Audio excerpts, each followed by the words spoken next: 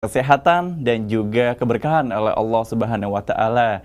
Nah, pertama-tama saya ingin mengucapkan terima kasih untuk teman-teman yang sudah bergabung dan terima kasih juga untuk Husan Baseban yang hari ini juga akan hadir nantinya. Dan tak lupa juga mari kita panjatkan puja serta rasa syukur kita ke hadirat ilahi Robbi ya Allah Ta'ala, yang mana pada kesempatan kali ini kita masih diberikan kesehatan dan banyak kenikmatan, baik itu nikmat iman, nikmat Islam maupun nikmat yang lainnya yang tak terhingga bahkan tak terhitung.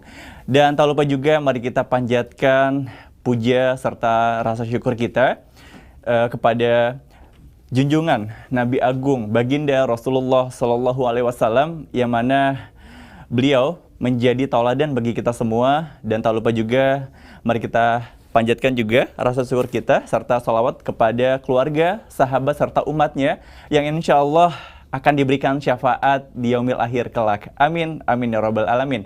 Nah, sahabat movers dan juga teman-teman dari followers Husan Baseban, terima kasih sudah bergabung di ruang virtual RFI Kelas hari ini. Dan saya ingin memberitahu terlebih dahulu bahwa RFI Kelas ini menjadi agenda rutin yang diselenggarakan oleh tim RFI untuk bertujuan untuk meningkatkan skill serta memperluas jaringan, dan tentunya sebagai agenda untuk penguatan atau spirit para penggerak perubahan untuk menebarkan banyak manfaat melalui aksi digital dengan cara meng-share program-program kemanusiaan. Nah, alhamdulillah sahabat movers, tak kenal maka tak sayang gitu ya. Tak kenal atau tak kenal maka tak aruf gitu ya. Nah, untuk itu saya ingin memperkenalkan diri terlebih dahulu. Mungkin saya cuap-cuap dari awal sampai sekarang, mungkin banyak juga yang bertanya, ini siapa sih orang gitu ya. Nah, saya perkenalkan terlebih dahulu.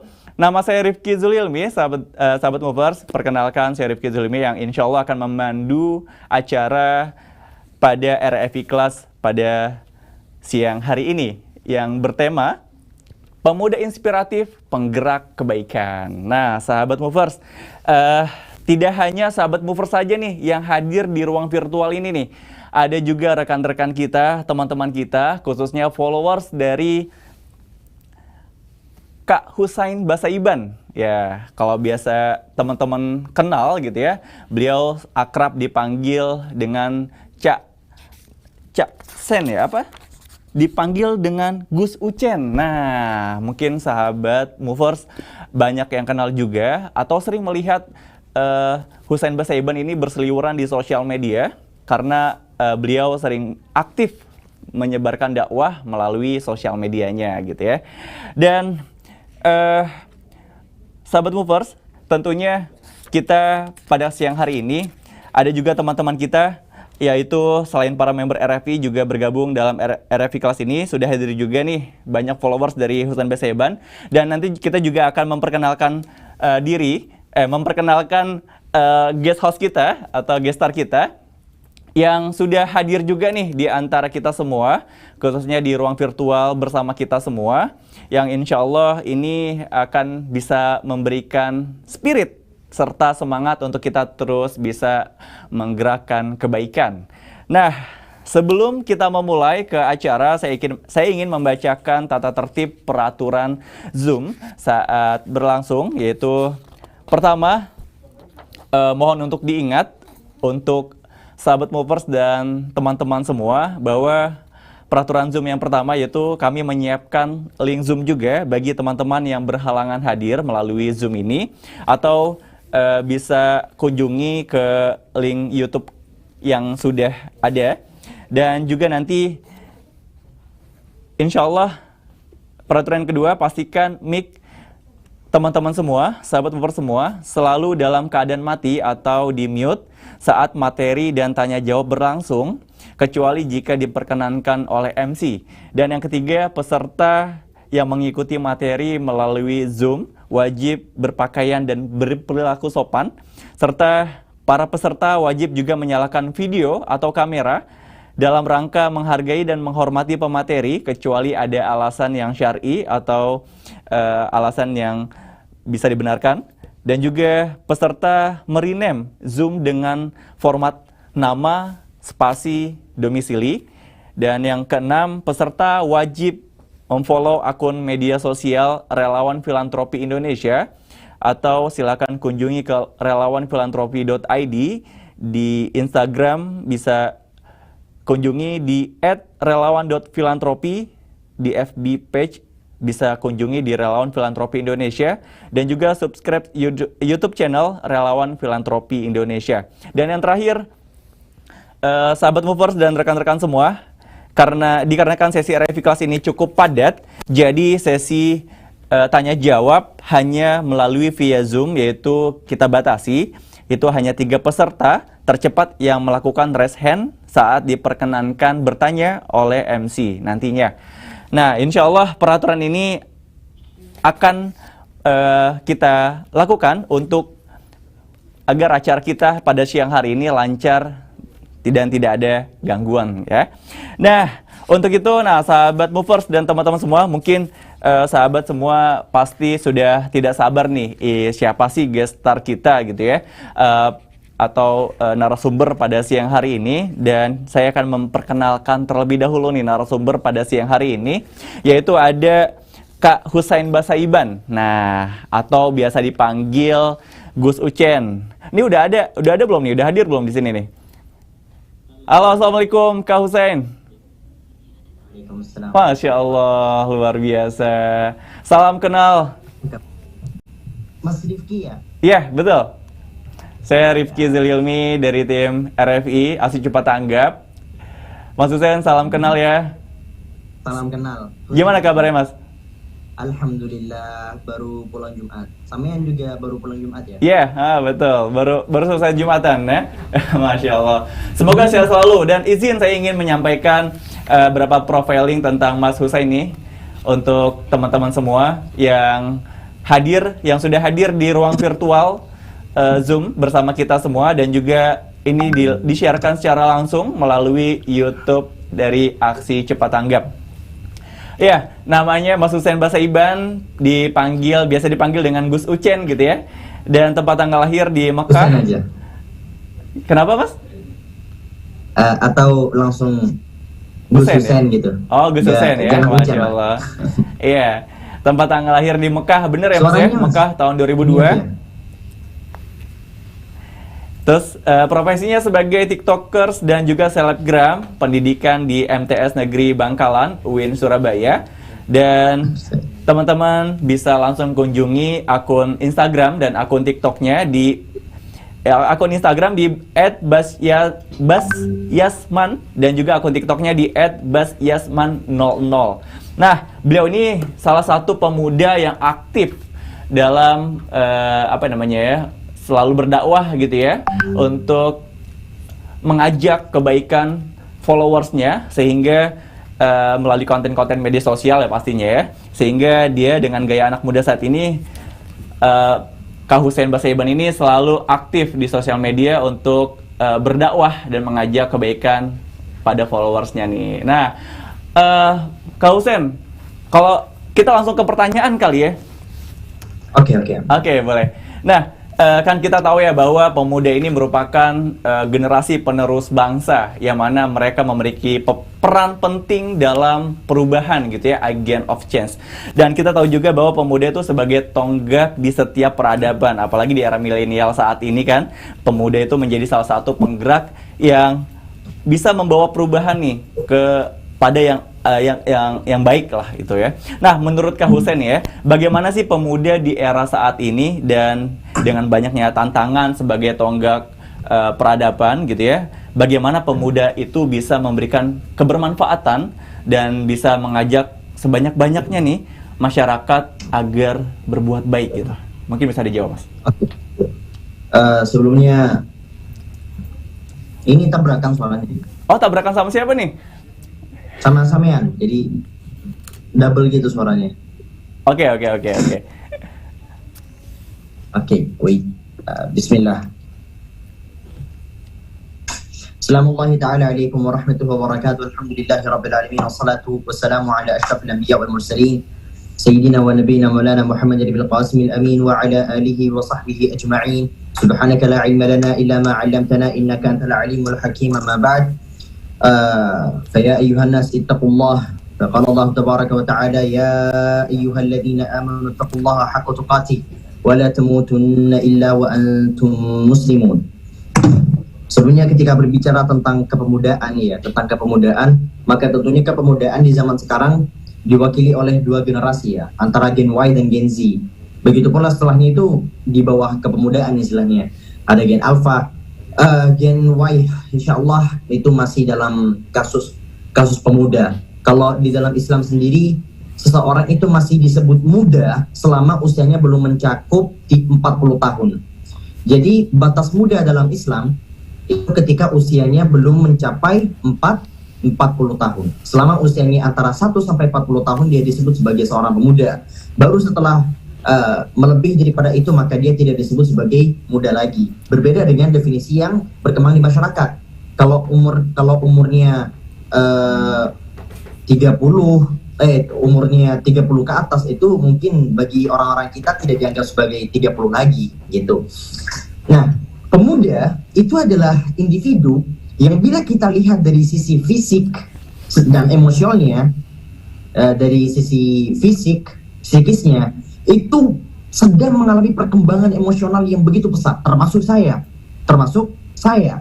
Pemuda generasi sekarang itu berbeda banget dengan generasi terdahulu dari segi pergaulan atau sosialisasi, cara berpikir atau bahkan cara menyelesaikan masalah.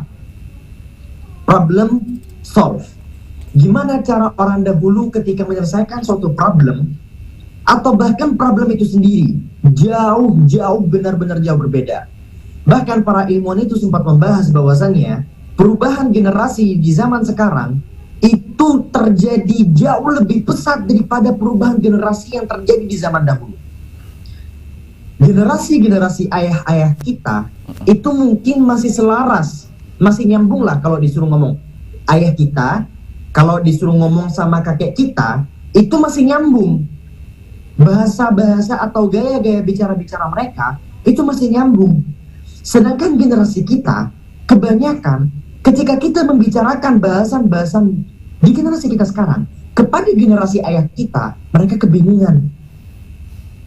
Makanya para ilmuwan sempat membahas bahwasannya 10 tahun di tahun kisaran 2011 sampai 2020 itu lompatan generasinya itu setara dengan lompatan 2 sampai 3 generasi sekaligus.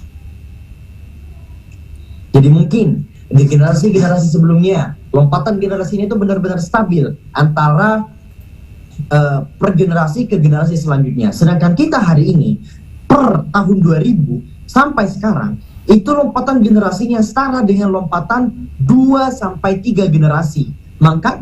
Makanya kalau kita anggap aja kita bahasakan kita tertidur sekarang 1 tahun aja itu mungkin 1/4 daripada pertumbuhan dan perkembangan di dunia itu benar-benar bedanya jauh pesat.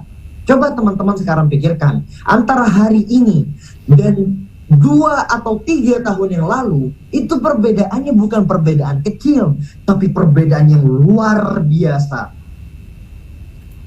Ini baru 2 atau 3 tahun atau bahkan 10 tahun.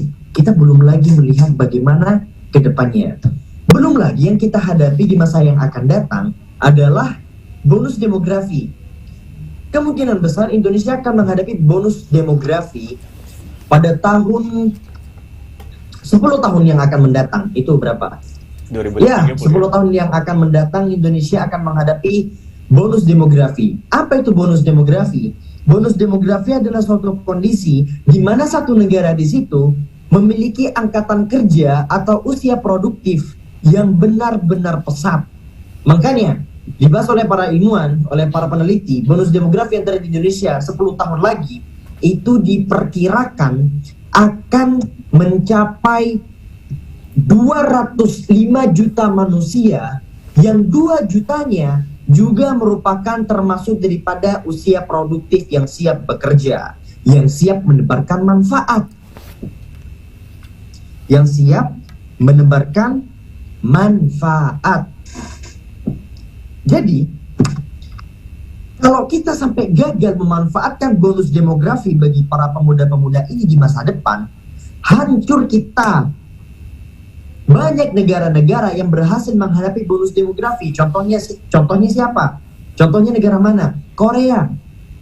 Korea Selatan, kenapa sekarang kita melihat negaranya yang terlepas daripada beberapa hal yang budaya-budaya mereka yang mungkin sangat bertabrakan dengan agama kita atau bahkan budaya kita. Tapi kita lihat dari segi aspek kemajuan orang-orang Korea hari ini. Mereka pada saat itu berhasil menghadapi bonus demografi mereka. Mereka berhasil menghadapinya. Pada tahun berakhir, saya lupa, intinya berakhirnya 90-an. Ada juga negara yang gagal menghadapi bonus demografi. Termasuk diantaranya adalah Brazil. Brazil juga gagal menghadapi bonus demografi. Afrika Selatan gagal menghadapi bonus demografi. Indonesia akan menghadapi bonus demografi kira-kira 10 tahun yang akan datang. Kalau kita dari sekarang belum mempersiapkan apa-apa saja yang dibutuhkan, belum bisa menjadi sosok yang inspiratif untuk para pemuda di masa depan, niscaya Indonesia akan sama nasibnya sebagaimana Brazil dan Afrika Selatan yang gagal menghadapi bonus demografinya. Bonus demografi adalah kondisi di mana para pemuda-pemudanya atau usia-usia produktifnya itu sedang dalam kuantitas yang sangat banyak. Tapi apa gunanya kuantitas apabila tidak disertai dan tidak dibarengi dengan kualitas? Maka dibutuhkan di sini sosok-sosok para pemuda-pemuda yang menyediakan lapangan kerja yang jauh lebih banyak, yang menyediakan majelis ilmu yang jauh lebih banyak, sehingga di masa yang akan datang kita tidak gagal menghadapi itu semua. Sampai di sini paham? Fahimtum? Lantas, apa sih dari tadi Husain ini ngebahas tentang bonus demografi A, B, C, D, E, F, G? Itu sebagai bentuk kepada teman-teman sekalian, kita ini punya tanggung jawab. Dan tanggung jawab para pemuda itu jauh lebih besar daripada tanggung jawabnya generasi-generasi tua. Kenapa? Karena generasi-generasi tua pada hakikatnya bagi mereka adalah cukup mengurus keluarga, udah. Sedangkan kita hari ini yang jauh lebih bertanggung jawab terhadap masyarakat sekitar. Apalagi kita hari ini adalah orang-orang beriman. Kita hari ini adalah orang-orang Islam. Berapa banyak Allah Subhanahu wa taala menyebutkan di dalam Al-Qur'an. Ya, menyebutkan dalam Al-Quran beberapa fase-fase, beberapa masa-masa di mana Allah mencontohkan generasi-generasi sebelum kita di usia muda mereka. Termasuk di antaranya siapa? Ashabul Kahfi. Allah Tabaraka wa Ta'ala berfirman, "Nahnu naqussu 'alaika naba'ahum bil haqq. Innahum fityatun amanu bi rabbihim wa zidnahum huda." Kami ceritakan kepada kamu dengan sebenar-benarnya kisah. Innahum fityatun amanu bi rabbihim. Mereka adalah fityah. Fityah itu adalah seorang pemuda. Jadi Ashabul Kahfi, jangan dikira-kira Ashabul Kahfi pada saat itu ketika mereka kabur ke gua untuk menghindari hal-hal yang berbahaya bagi mereka. Dan itu mereka adalah sekumpulan orang-orang generasi tua yang sudah memiliki bla bla bla. Enggak, mereka adalah generasi muda. Mereka adalah generasi muda yang sama seperti kita, tapi mereka berani keluar dari zona nyaman mereka. Mereka berani keluar dari zona nyaman mereka. Itu baru yang pertama. Yang kedua, Nabiullah Ibrahim alaihi salatu wassalam. Nabiullah Ibrahim alaihi salatu wassalam juga memilih untuk keluar dari zona nyamannya. Nabiullah Ibrahim. Allah Subhanahu wa taala menceritakan bagaimana orang-orang pada saat itu ketika sedang menceritakan sosok Nabiullah Ibrahim. Qalu sami'na fatay yadhkuruhum yuqalu lahu Ibrahim. Kami mendengar sosok fityah. Fityah itu pemuda. Siapa pemuda di sini? Pemuda di sini adalah Nabiullah Ibrahim alaihi salatu wassalam. Kunci dari mereka semua menjadi sosok yang disebutkan dalam Al-Quran, menjadi orang yang mulia, menjadi orang yang hebat. Itu ujung-ujungnya satu. Mereka keluar dari zona nyaman mereka. Dah, itu aja. Mereka keluar dari zona nyaman mereka. Dan mereka siap untuk dibenci oleh orang-orang di kanan dan kiri mereka hanya untuk mengutarakan kebenaran dan apa yang mereka yakini. Tapi Konsepnya mereka gak pernah maksa. Tapi mereka itu konsepnya keluar dari zona nyaman mereka. Sehingga Allah Tabaraka wa Ta'ala memuliakan mereka. Allah memuliakan mereka. Jadi inti daripada pembahasan saya tadi dari awal hingga akhir mengenai konsep kepemudaan, bagaimana pemuda di masa yang akan datang. Yang pertama kali teman-teman harus pegang teguh adalah apa? Yuk berani keluar dari zona nyaman. Tapi masa saya nggak boleh hidup tenang, tentram, aman, bla bla dan sebagainya? Saya nggak bilang gitu. Saya bilang keluar dari zona nyaman bukan berarti tidak akan menikmati kenyamanan. Keluar dari zona nyaman adalah untuk menikmati kenyamanan yang jauh lebih baik di masa yang akan datang. Itu konsepnya. Barakallahu fikum. Ada pertanyaan lagi Mas Rifki? Wah, Masya Allah, ini luar biasa ya penjelasan pemaparannya Kak Hussein ini, Mas Hussein ini luar biasa nih. Mulai dari bonus demografi sampai zaman Rasulullah, bahkan sebelum zaman Rasulullah tadi disampaikan juga, nah luar biasa. Nah insya Allah nih, sahabat semua, sobat mover semua, dan teman-teman semua yang hadir pada ruang virtual ini, semoga bisa mengambil hikmah dan juga pelajaran yang berharga dari Mas Hussein ini. Nah, selanjutnya nih, Mas Hussein tadi sudah disampaikan bahwa peran pemuda ini sangat penting dan pemuda itu harus keluar dari zona nyaman gitu ya. Yang mana pemuda itu harus berperan bukan baperan gitu ya Mas Hussein ya. Nah, kalau boleh tahu nih, ada nggak sih pemuda, salah satu pemuda ya yang kisahnya inspiratif, yang tapi itu sangat sebagai apa ya namanya, sebagai yang bisa mengajak kita untuk mengajak kebaikan gitu. Ada nggak tuh Mas Hussein kisah pemuda yang sangat menginspirasi kita sehingga kita bisa mengikuti jejaknya agar kita terus bisa menebarkan kebaikan dan pastinya berdakwah sesuai dengan zamannya gitu. Oke. Banyak, tapi jangan gini.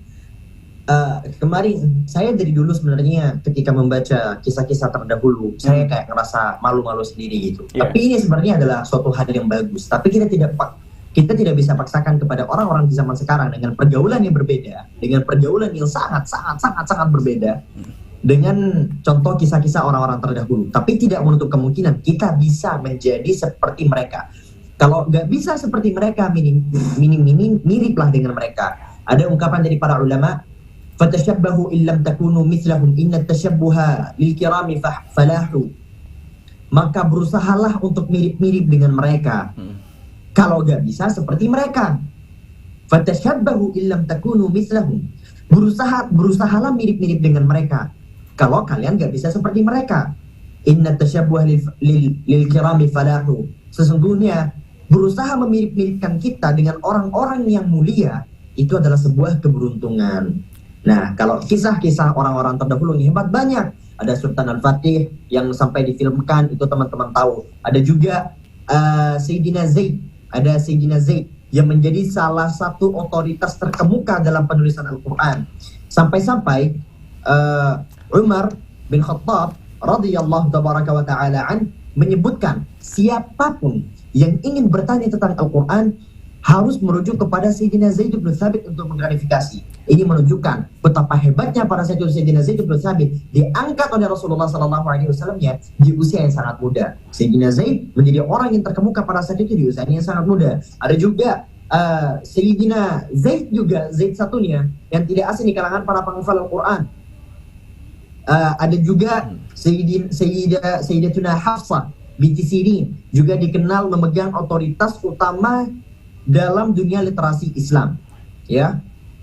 Lebih daripada itu disebutkan bahwasannya Hafsah binti Sirin adalah budak yang dimerdekakan oleh Anas bin Malik dan diketahui telah menghafal Al-Quran di usianya yang ke-12 tahun.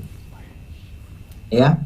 Dan banyak sekali orang-orang hebat lainnya. Ada juga ada juga tokoh lain bernama Abu Darda, juga dikenal karena kekayaan ilmunya dan pengetahuannya di usianya yang sangat muda.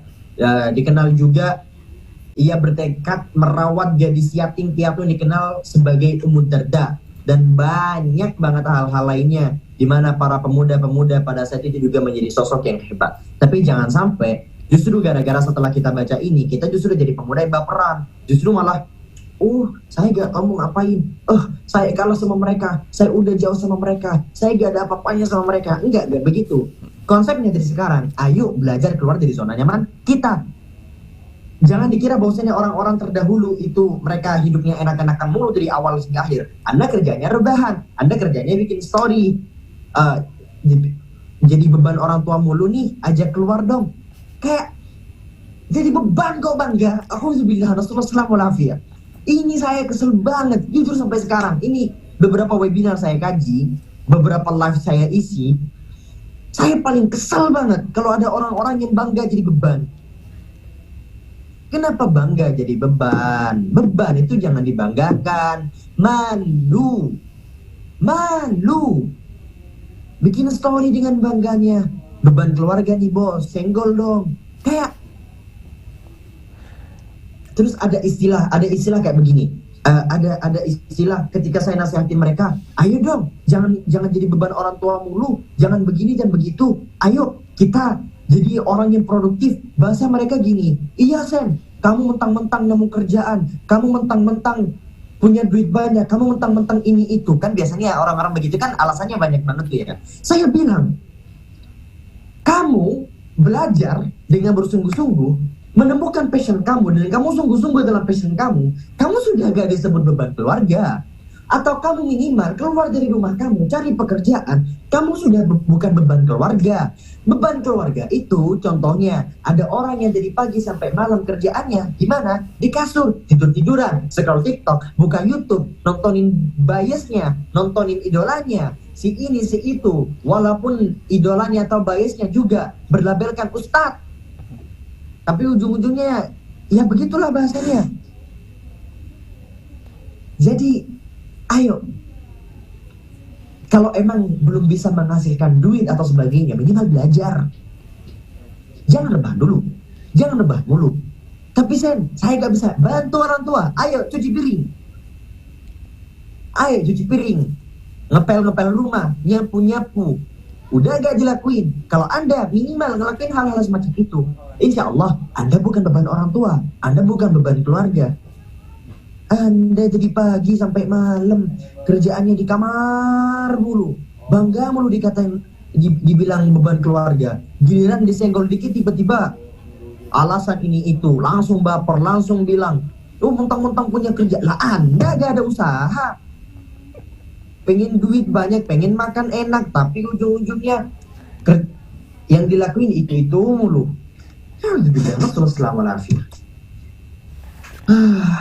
Masya Allah, ini menarik sekali ya, Mas Hussein.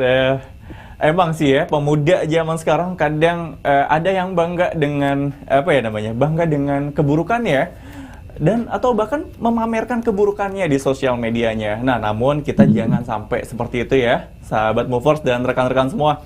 Insya Allah kita harus menjadi pemuda yang berperan aktif dalam membantu saudara kita yang membutuhkan pertolongan.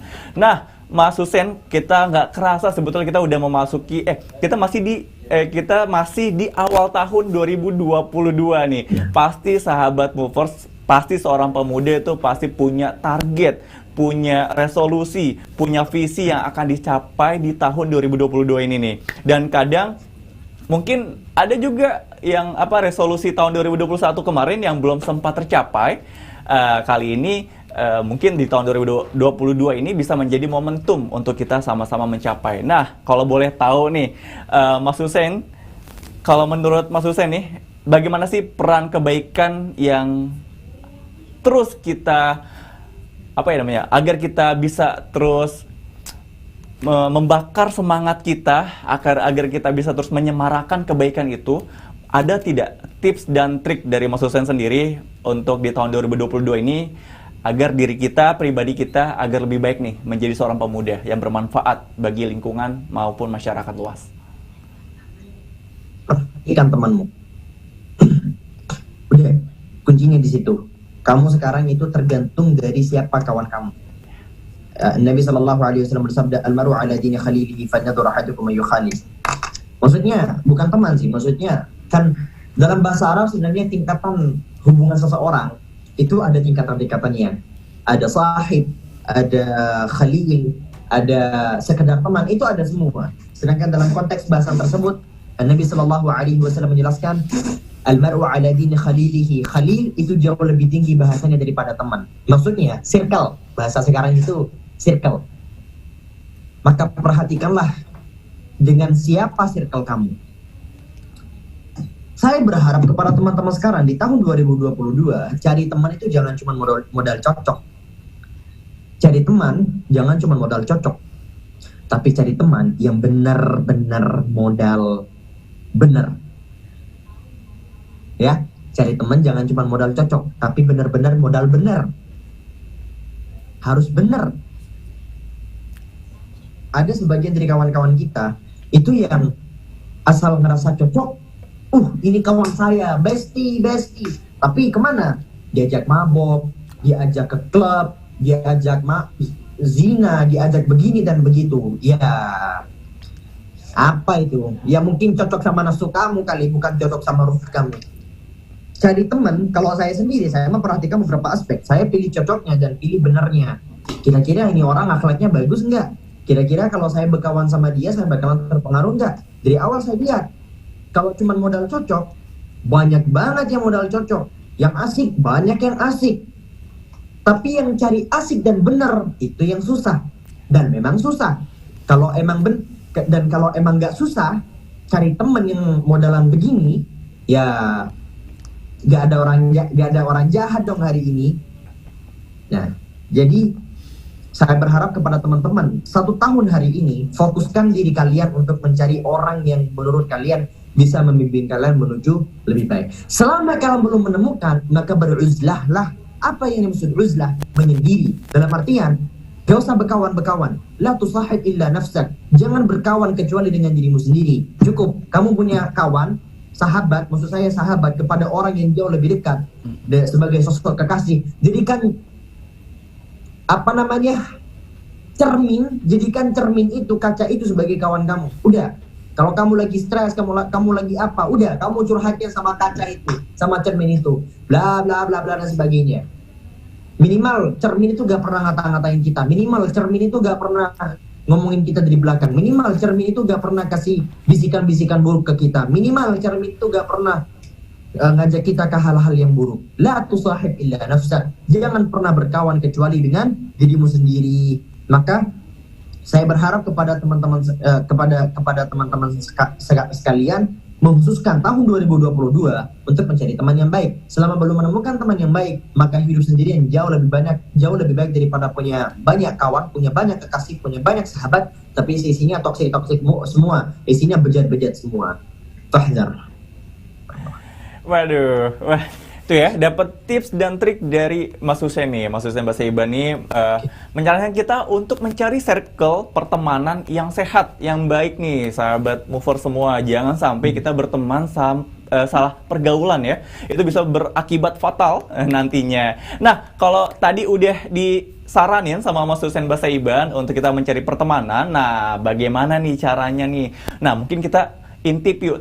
Tips sukses Mas Hussein Basaiban, gimana sih dia bisa berdakwah, menebarkan kebaikan di media sosialnya, khususnya untuk kalangan anak muda gitu ya. Nah, mungkin kita mau tahu nih Mas Hussein, gimana sih Mas tips dan trik juga bagaimana cara sukses agar bisa berkarya, bermanfaat, dan juga bisa menebarkan kebaikan dan berdakwah di media sosial nih. Khususnya Mas Hussein kan udah sukses, sekarang udah followers udah banyak, selalu rutin menyampaikan dakwahnya di sosial medianya, memanfaatkan sosial media sebagai ajang untuk berdakwah. Ada nggak nih Mas tips dan trik sukses agar kita juga bisa ikut jejak Mas Hussein nih?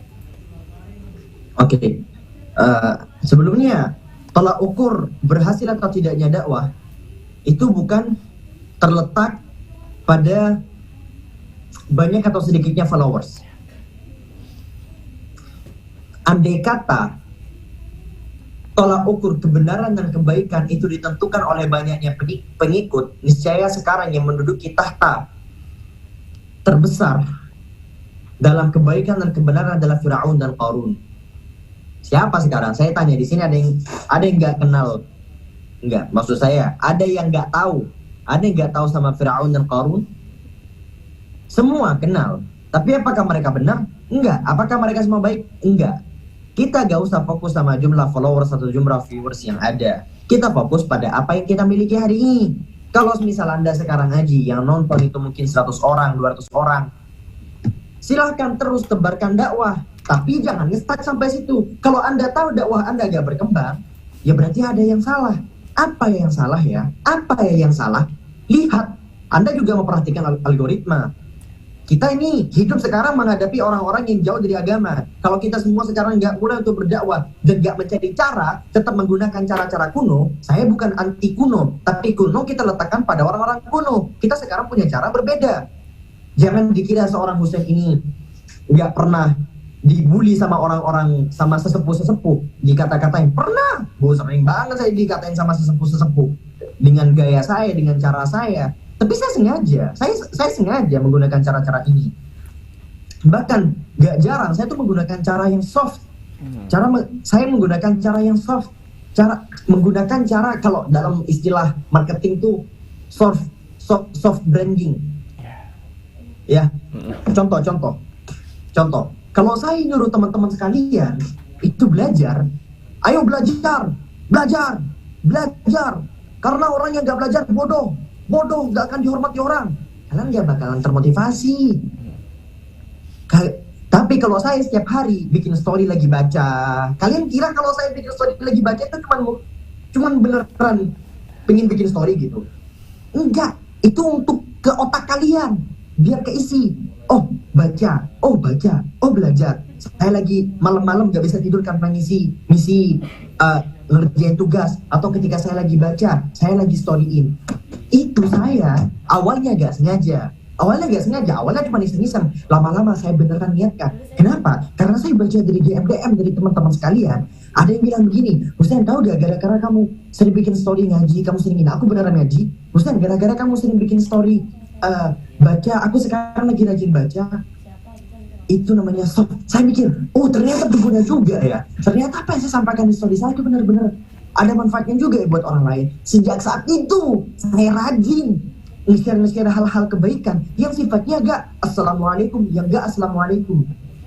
Bukan berarti saya meninggalkan assalamualaikum. Maksud assalamualaikum itu maksudnya kayak Allah tabaraka wa ta'ala ayyuhan nas ittaqullah. Bukan berarti saya anti dengan hal kayak gitu. Saya tetap sampai sekarang konten-konten saya masih berjalan kayak gitu. Tapi saya punya metode baru.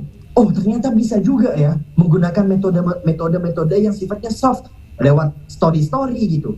Dan kita harus mikir, orang ini sukanya gimana? Kalau kita tiap hari story-nya cuma baca, enggak. Kita selipkan hal-hal yang menarik di story. Kita selipkan hal-hal yang kira-kira ada interaksi sosial, ada interaksi bersama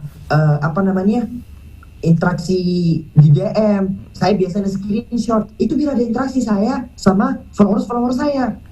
Itu yang saya mau bahas.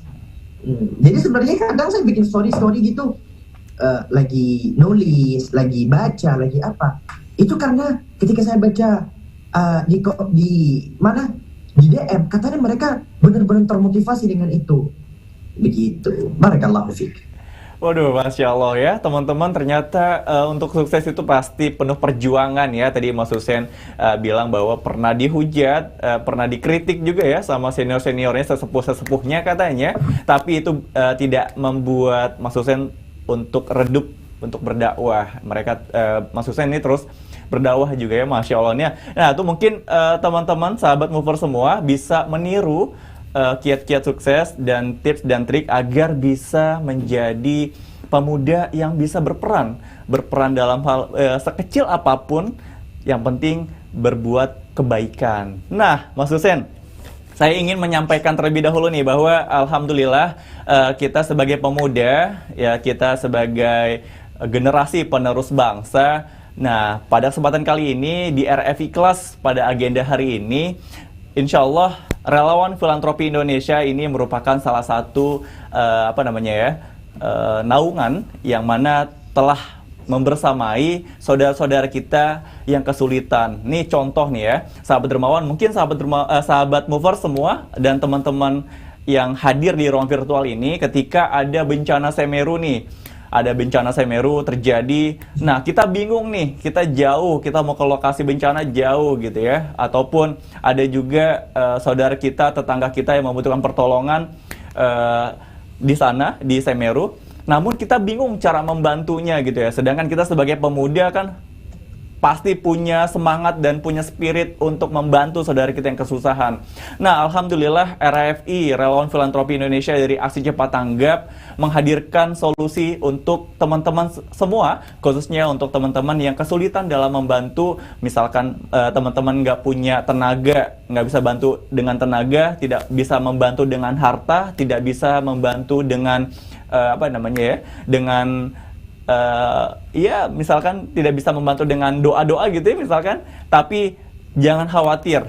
Saat ini Relawan Filantropi Indonesia menghadirkan sebuah platform, yaitu Relawan Filantropi Indonesia itu menghadirkan gerakan kebaikan yang mana sahabat mover semua dan juga teman-teman semua bisa tinggal nge-share link-link program kebaikan yang sudah disediakan yang bersifat digital, yang insya Allah nanti dari hasil share itu teman-teman banyak orang yang tahu, banyak orang yang membantu. Nah, dari situ tuh teman-teman mudah banget ya, apalagi kita sekarang sudah hidup dengan gadget 24 jam kita menggunakan gadget ini ya, dan kita manfaatkan biar lebih baik lagi gitu ya. Nah, Mas Hussein, kita sudah masuk di tanya jawab nih. Nah, mungkin dari rekan-rekan atau sahabat mover semua, ada yang ingin bertanya tidak nih? Mungkin ada yang mau bertanya? Silakan raise hand gitu ya. Biar nanti tim kami yang berada di belakang bisa membantu untuk menyampaikan pertanyaannya. Nanti saya akan bacakan dan saya akan sampaikan ke Mas Hussein Basaiban. Ada 3 pertanyaan yang diperbolehkan untuk bertanya. Iya, Fathur Rahman dan Farisa. Fathur Rahman dulu ya. Fathur Rahman dulu ya kali ya. Halo, Assalamualaikum Fathur Rahman.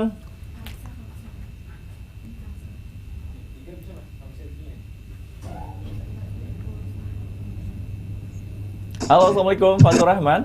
Mas Fathur Rahman.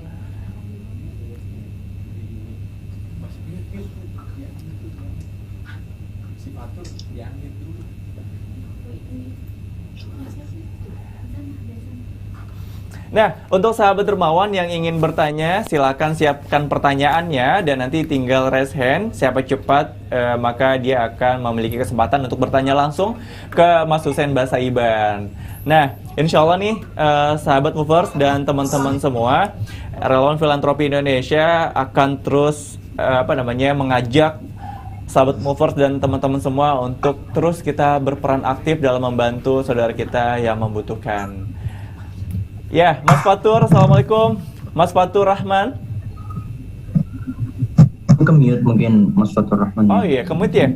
Ya. Oh, sudah. Assalamualaikum Waalaikumsalam warahmatullahi wabarakatuh. Masya Allah, ini soleh, insya Allah nih. Oke, perkenalkan mungkin Silakan Mas Fatur. Pertanyaannya. Masya Allah. Izin bertanya langsung aja ya. Bagaimana menghindari zona nyaman daripada para pemudi sekarang gitu, yang sudah lupa pada sejarah, yang sudah lupa pada perjuangan para rasul dan para sahabat. Padahal perjuangan para rasul dan para sahabat itu lebih baik daripada film-film yang sedang viral di zaman sekarang. Ya, contohnya film Korea dan lain sebagainya gitu. Nah, caranya itu gimana gitu, menghindari zona nyaman dari hal tersebut. Sekian, terima kasih Kak. Oke. Sebelumnya barakallahu fikum Mas Fathur Rahman. Saya dulu termasuk dari golongan orang-orang yang suka protes sana sini. Maksudnya dikit-dikit nyalah-nyalahin orang. Kamu tontonannya Korea, baca tuh hadis Nabi. Kamu tontonannya Korea, baca tuh kisah-kisah Rasul. Kamu gini gitu. Ternyata setelah saya sadar, kenapa gak saya sendiri yang menghadirkan solusi? Dalam artian, ya tentu kisah-kisah Nabi, kisah-kisah para wali, itu jauh lebih indah bahasanya daripada kisah-kisah buatan orang-orang luar. Gak harus Korea sih, dari berbagai macam tempat, India, Amerika, Korea, Indonesia, semuanya lebih bagus daripada buatan manapun. Tapi kita ini terlalu banyak menyalah-nyalahkan orang dan lupa untuk menghadirkan solusi. Makanya kemarin ketika saya bikin YouTube dan saya bikin satu segmen baru yang a'udzubillah, saya malas banget bikinnya. Jujur saya malas. Kalau bukan karena saya merasa bersalah, saya gak bakal bikin konten itu. Nama kontennya sesi Ajmal Qasas. Ajmal Qasas itu saya pengen ngebahas tentang kisah-kisah para nabi-nabi terdahulu atau kisah para sahabat atau kisah para nabi. Karena saya ngerasa bahwasanya selama ini saya terlalu banyak nyalah-nyalahin orang doang. Maka sekarang adalah saatnya bagi diri kita untuk kurang-kurangi nyalah-nyalahin orang dan mulai menghadirkan solusi bagi teman-teman sekalian agar mereka berpaling daripada apa yang kita anggap itu tidak baik bagi mereka. Dan para orang-orang terdahulu, gini, kita menggunakan narasi orang-orang terdahulu dengan gaya-gaya orang sekarang. Kita gak bisa paksakan orang-orang sekarang menggunakan narasi sebagaimana narasi yang ditetapkan oleh para sahabat kepada para sahabatnya, atau para sahabat kepada para tabi'in, atau para tabi'in kepada para tabi'in, atau para tabi'in kepada generasi-generasi setelahnya, atau generasi ayah-ayah kita dahulu kepada kita. Gak bisa kita menggunakan gaya-gaya mereka, gak bisa. Beda. Yang kita hadapi sekarang itu beda. Kita tiba-tiba ada orang lagi nonton drakor, ada orang lagi joget-joget, ada orang yang lagi tiktokan.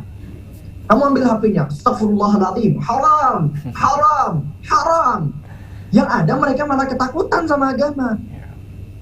Beda sama orang dulu kalau dibilang kayak gitu ya mereka anteng-anteng aja, barakallahu fikum. Nyolotnya nyolot pas pulang, bukan nyolot di tempat kan. Nyolotnya pas udah sampai di rumah. Kalau orang dulu itu kan ngamuknya pas udah sampai di rumah. Itu tuh drama mulu. Kalau di depannya ya gak berani. Sekarang ada ustadz begitu, ditampok ustadznya, dikata-katain ustadznya. Jadi sebelum zaman sekarang bukan lagi zamannya kita ini terlalu banyak protes-protes. Ini adalah zamannya kita mulai menghadirkan solusi bagi mereka-mereka yang seperti itu. Barakallahu fiik. Masya Allah, terima kasih Mas Hussein atas jawabannya. Semoga bisa terjawab ya Mas Fatur ya. Terima kasih juga Mas Fatur. Nah, pertanyaan selanjutnya dari Farisa Afikas dari Kalimantan Selatan. Silakan pertanyaannya. Halo, Assalamualaikum Farisa. Iya, waalaikumsalam warahmatullahi wabarakatuh. Suara saya jelas sebelumnya, Kak? Jelas. Terdengar jelas. Masya Allah. Oke, baik. Sebelumnya saya minta maaf karena tidak bisa on kamera karena ada alasan syar'i. Baik, saya langsung saja bertanya sama Husen ya. Nah, tadi kan di paparan Husen ada mengatakan kita tergantung siapa lingkungan kita dan siapa teman kita atau apapun lingkungan kita gitu loh. Sudah menjelaskan juga banyak hal tentang peran pemuda Islam yang sebenarnya gitu kan. Nah Husen, pertanyaan saya, jika kita sudah saling mengingatkan nih dalam kebaikan sama sahabat kita, terus mereka tuh sering banget ngabaikan nasihat-nasihat kita, padahal kita itu kan mau sama-sama jadi baik gitu loh. Apakah kita tuh dikatakan gagal sebagai sahabat yang baik? Terus bagaimana cara kita menanggapi situasi seperti ini loh Husen? Karena banyak sekali yang terjadi di zaman sekarang. Syukran.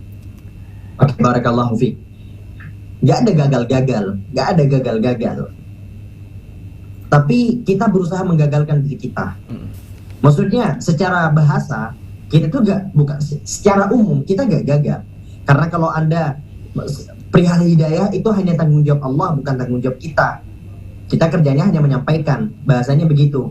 Kalau Anda bilang gagal jadi sahabat, berarti Nabi Muhammad gagal jadi nabi karena gak bisa membawa pamannya menuju Islam. Gak bisa dong. Gak bisa. Makanya Allah Subhanahu wa taala berfirman dalam Al-Qur'an, "Innaka la tahdi man ahbabta walakinnallaha yahdi man yasha." Sesungguhnya engkau tidak akan mampu memberikan hidayah kepada siapapun yang kau cintai. Hanya Allah yang mampu memberikan hidayah kepada siapapun yang Allah kehendaki. Jadi kalau semisal sampean itu negur udah menggunakan cara yang terbaik, cara terhalus, cara tersoft, tapi tetap aja gak didengerin, ya sudah, berarti Allah belum memberikan izin hidayah kepada dirinya. Sekarang setelah Anda menemukan kawan Anda yang seperti itu, coba sekarang waktunya tanya ke diri Anda, kira-kira kalau saya temenan sama dia, saya bakalan terpengaruh enggak? Itu pertanyaannya sekarang. Kira-kira saya bakalan terpengaruh nggak? Kalau misal Anda yakin banget itu tidak akan mempengaruhi Anda dan justru Anda yang akan mempengaruhi dia, silakan lanjutkan. Tapi kalau misal dari awal, kayaknya kalau ini orang nggak tobat-tobat, saya bakalan terpengaruh sama dia. Nah, sekarang Anda punya dua pilihan, meninggalkan atau tetap bertahan. Saya gak nyuruh tinggalkan ya, saya gak nyuruh Anda musuhi dan sebagainya, tapi saya mewanti-wanti. Takutnya Anda yang sudah bahasa Madura atau Jawanya kadung ya, udah terlanjur bertaubat, malah balik lagi gara-gara berkawan sama orang-orang seperti ini. Saya gak bilang, saya sendiri. Teman-teman kalau tahu, kawan-kawan saya itu dari lintas ya, dari lintas agama, lintas akidah, lintas dari aliran yang paling sesat sampai aliran yang benar, itu ada semua. Tapi kalau saya jadikan sebagai sahabat, itu saya benar-benar perhatikan. Tapi kalau cuma sekedar kenal atau mungkin teman dekat, tapi gak deket-deket amat, buahnya. Sebab ada ungkapan, saya lupa ungkapannya itu apa dalam bahasa Arab. Orang Arab kuno bilang, intinya berkawanlah dengan siapapun karena engkau akan menemukan hikmah dari siapapun, tapi perhatikanlah kepada siapa engkau akan menjadikan kekasih. Nah, gitu. Kalau berkawan, kamu berkawan sama orang bejat, berkawan sama koruptor, berkawan sama pezina, berkawan sama pemabok, berkawan sama a'udzubillah orang ini itu semua, ya silahkan.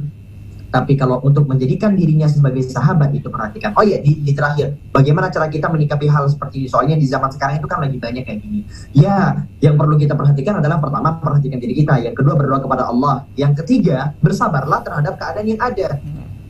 Bersabarlah terhadap keadaan yang ada. Kalau memang hari ini belum bisa, siapa tahu anaknya yang tobat. Kalau misal anaknya belum tobat, siapa tahu cucunya yang tobat. Ya kan?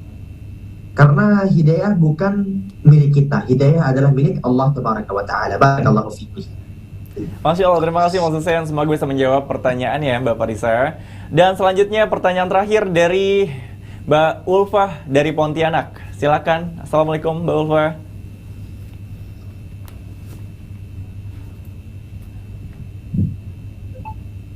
Assalamualaikum warahmatullahi wabarakatuh. Waalaikumsalam warahmatullahi wabarakatuh. Silakan pertanyaannya. Pertanyaannya, menurut Kak Hussein ya, bagaimana cara membawa seseorang, ini menurut cara Kak Hussein, bagaimana membawa seseorang keluar daripada zona nyamannya, yang mana ia sudah terbiasa dengan hal-hal yang dikelilingi dengan lingkungan yang tidak baik. Dan juga bagaimana, apa sih yang memperkuat Kak Hussein ketika seseorang berusaha menganggap buruk dakwahnya Kak Hussein. Sekian. Gimana? Sebenarnya saya kurang ngerti sama pertanyaannya. Gini loh,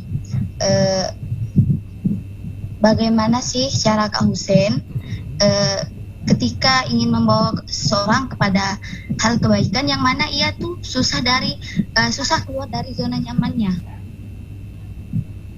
Dan juga ketika Kak Hussein dihujat orang, kan dihujat, ketika dakwahnya dihujat, apa sih yang memperkuat Kak Hussein untuk terus berdakwah?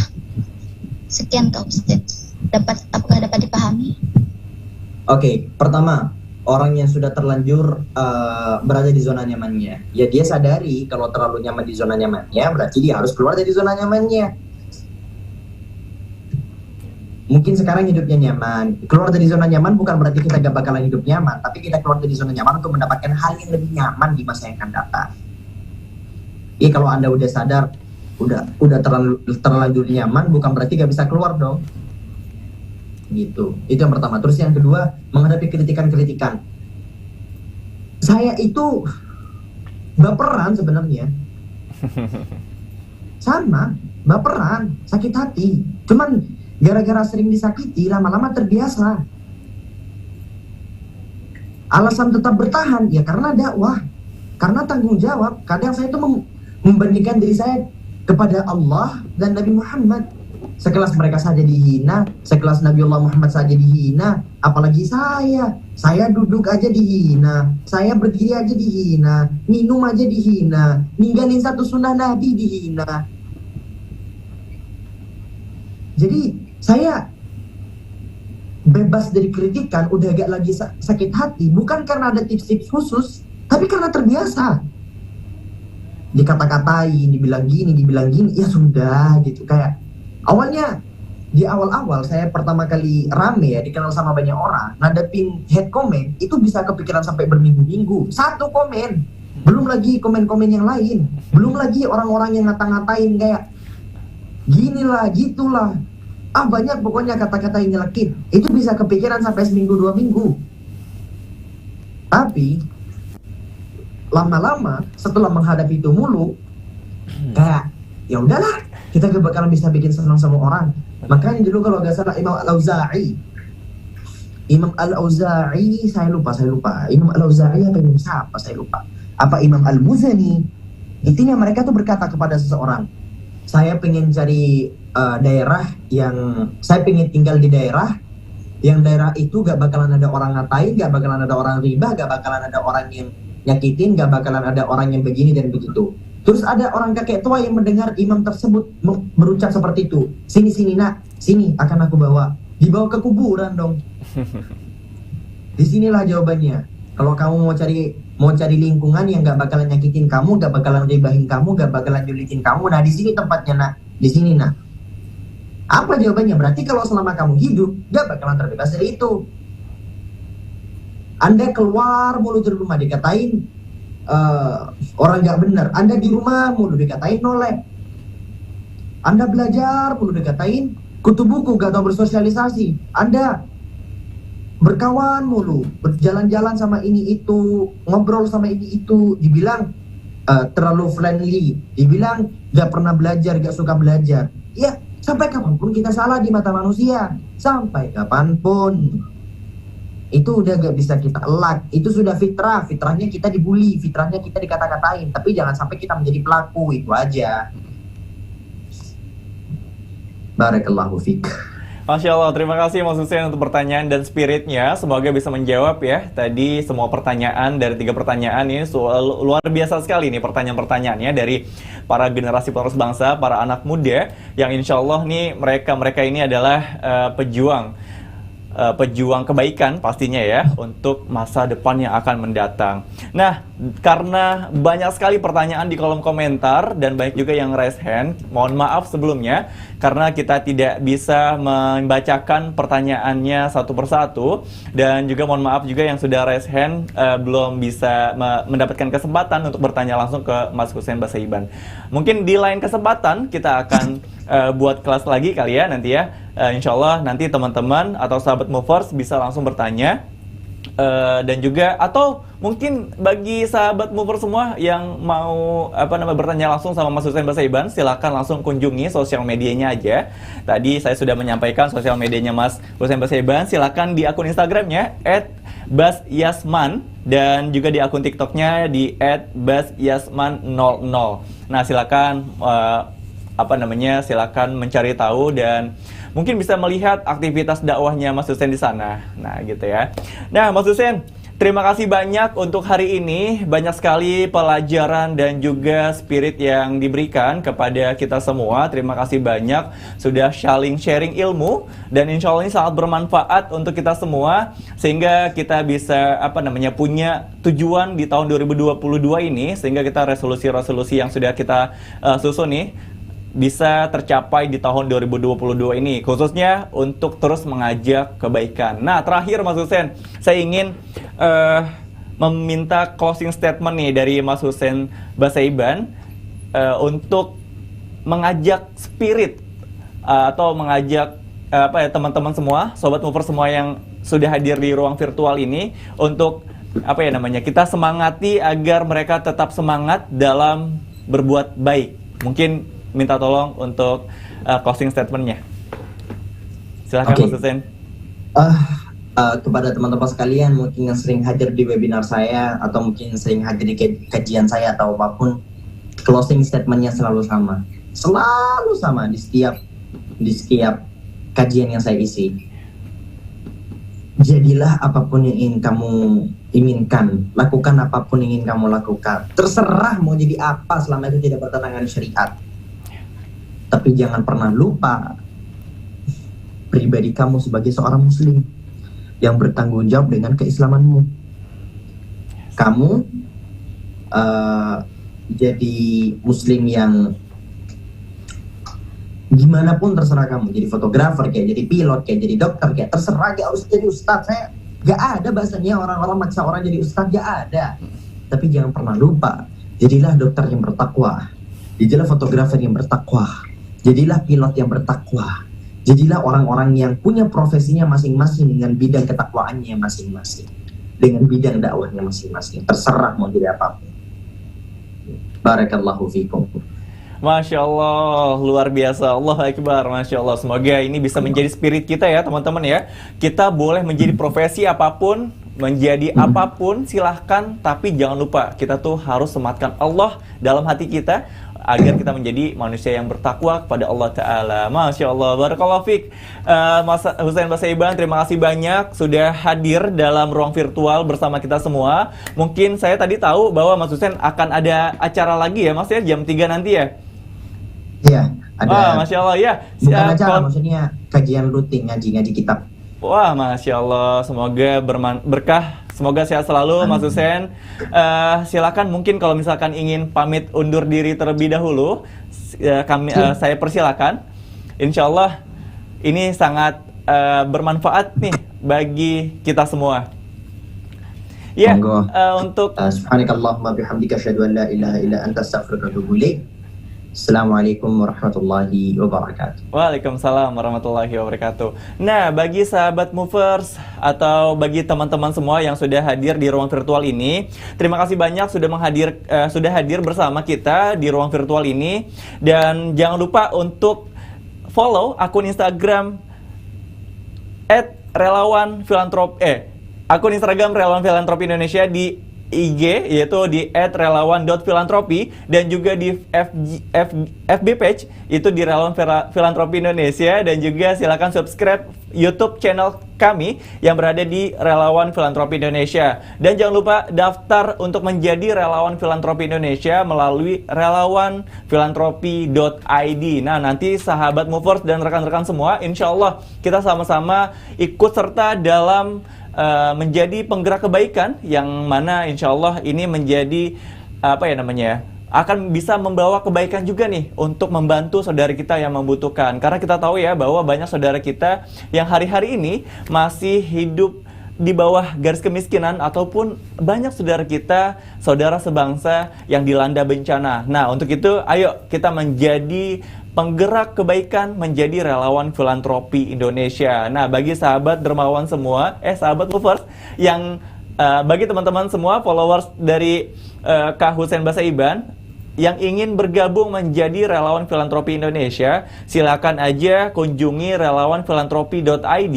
Nanti di sana silakan teman-teman baca-baca bagaimana rules-nya, dan silakan langsung mendaftar ke relawanfilantropi.id. Dan insya Allah nanti tim kami akan support dan akan terus membantu apabila teman-teman memiliki pertanyaan. Nah, terima kasih juga teman-teman yang sudah hadir, dan insya Allah agenda RFI Kelas ini akan terus berjalan karena ini merupakan rutin dilakukan oleh tim RFI yang nantinya untuk meningkatkan skill kita dan juga untuk memberikan edukasi-edukasi seputar kebaikan gitu ya. Dan bagi teman-teman semua yang belum follow ataupun belum mengikuti akun Instagram Relawan Filantropi Indonesia, ayo silahkan kunjungi di @relawan.filantropi. Insya Allah ketika kita bisa menjadi pemuda yang bisa menebarkan kebaikan, yaitu dengan mudah, dengan cara tinggal share link aja, share link ke teman-teman kita, ke sosial media kita, ataupun ke WhatsApp kita lah gitu ya. Insya Allah nanti kemudahan ini akan bisa membawa keberkahan dan kebaikan juga untuk kita maupun saudara kita yang membutuhkan. Nah, mungkin sampai di sini dulu kali ya sahabat semua, sahabat movers. Terima kasih sudah bergabung dalam ruang virtual ini. Terima kasih sudah saling sharing dan saling mendengarkan, dan terima kasih juga yang tadi sudah memberikan pertanyaan. Semoga Allah senantiasa menjaga kita, memberikan kesehatan untuk kita, dan jangan lupa untuk terus tebarkan kebaikan bersama Relawan Filantropi Indonesia. Mungkin itu dulu ya sahabat movers dan teman-teman semua. Saya Rifki Zulhilmi pamit undur